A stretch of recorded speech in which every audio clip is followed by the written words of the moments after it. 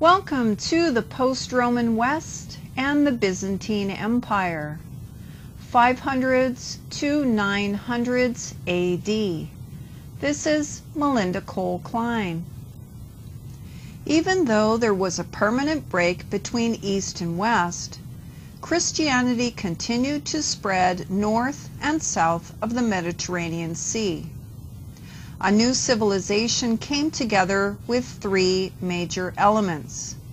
Number one, the legacy of Roman culture, laws, architecture, and intellectual political traditions. Number two, the Christian Church. Number three, the Germanic peoples who settled throughout Western Empire.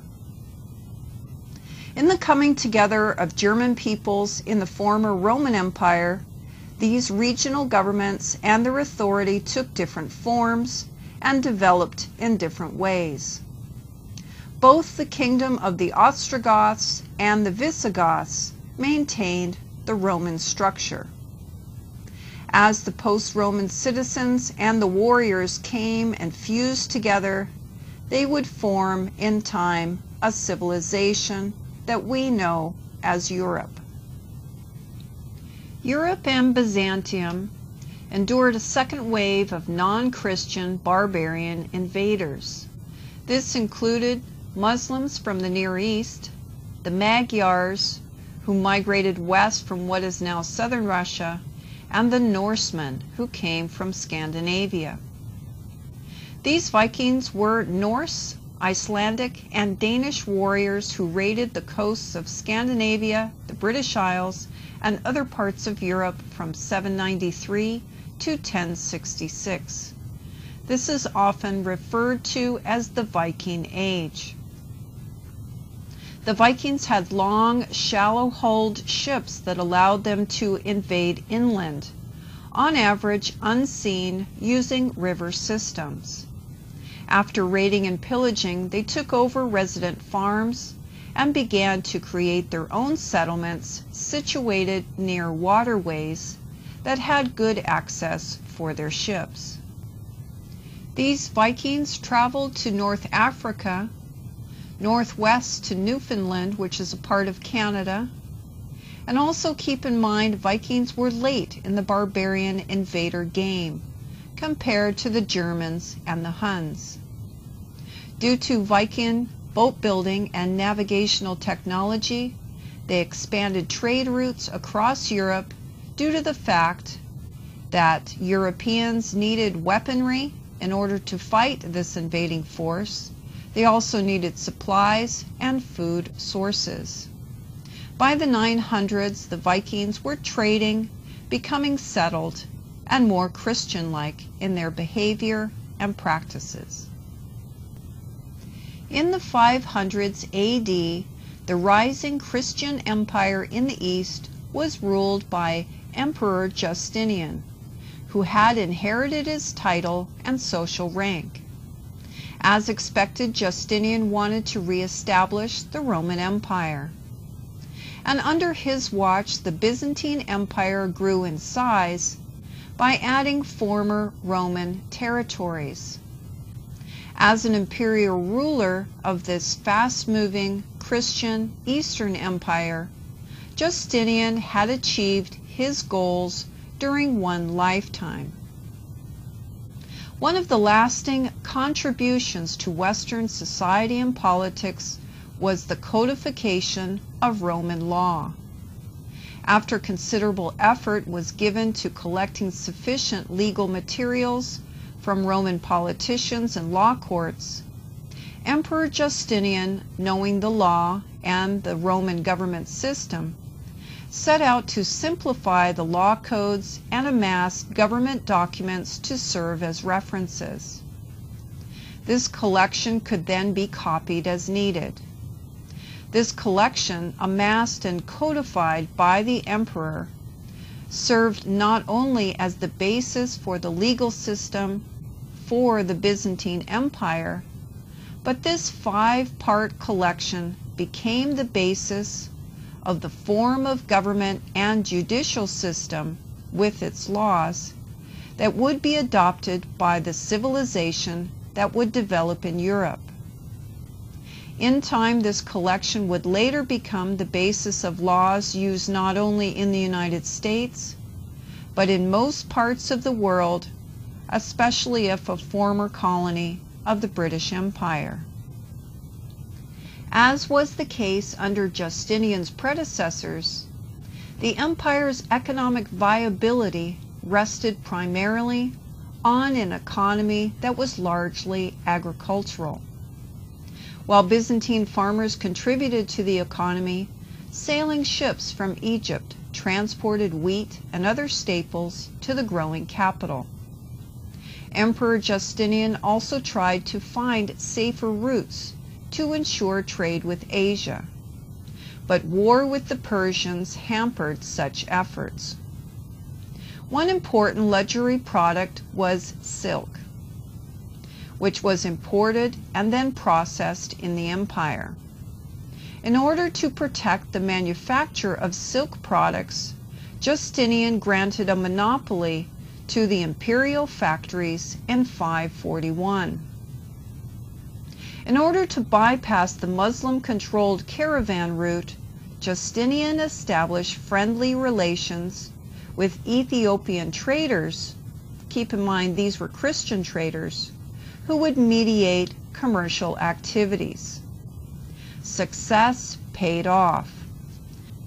Not only was silk brought in to the Byzantine Empire through these mediation efforts, but in the early 1550s, at least what we know from historical sources out of the Byzantine Empire, it seems that silkworm eggs were successfully smuggled out of China. This would enable businesses in Constantinople to produce silk domestically instead of importing it from Asia. While Justinian, as emperor, he accomplished great feats of law, revival of trade, created law courts, and expanded his empire.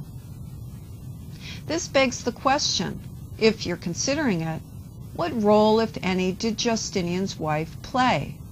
Her name was Theodora. This is an interesting question. Some scholars, according to sources surrounding the history of the empress, imply Theodora was so influential to her husband that she was considered by many to be a co-ruler. Under this perceived joint rulership, this government implemented great public works projects that improved the quality of city life. One of the fundamental necessities for life in an urban setting is access to fresh water. To meet this goal, the Byzantine government built underground water reserves that we called cisterns, and this gave the people access to fresh water.